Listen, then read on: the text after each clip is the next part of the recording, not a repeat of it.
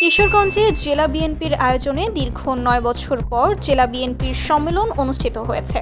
উক্ত সম্মেলনে কিশোরগঞ্জ জেলার ১৩টি উপজেলা হতে হাজারো নেতাকর্মী কিশোরগঞ্জ জেলা শহরের পুরাতন স্টেডিয়াম প্রাঙ্গণে সমবেত হন এবং সম্মেলনে অংশগ্রহণ করেন। এ সময় নেতাকর্মীদের মাঝে বিরাজ করছিল উৎসবমুখর পরিবেশ।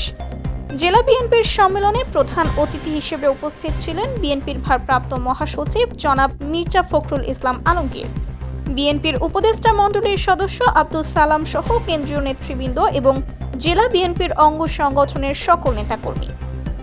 সম্মেলনে বিএনপির ভারপ্রাপ্ত চেয়ারপারসন জনাব তারেক রহমান ভিডিও কলের মাধ্যমে নেতাকর্মীদের সাথে সৌজন্য সাক্ষাৎ করেন। এ সময় লক্ষ্য করা যায় হাজারো নেতাকর্মী বৃষ্টির মধ্যে সমাবেশে উপস্থিত হন। জেলা বিএনপির সহ দপ্তর সম্পাদক অ্যাডভোকেট ফয়জুল করিম মুবিন বিশাল এক মিছিল নিয়ে সভাস্থলে পৌঁছান। উক্ত অনুষ্ঠানে মির্জা ফখরুল ইসলাম আলমগীর বলেন, বিএনপি একটা সংগ্রামী রাজনৈতিক দল। উড়ে এসে জুড়ে বসা অনেক লোক বিএনপিকে নিয়ে কথা বলে। এমন কিছু রাজনৈতিক দল আছে যারা বিএনপির ইতিহাস জানে না, তারাও বিএনপিকে নিয়ে কথা বলে। এগুলোর দাঁত ভাঙা জবাব দেওয়া হবে। দলে হাইব্রিড নেতাদের স্থান হবে না, এ বিষয়ে বক্তারা কঠোর হুঁশিয়ারি দেন।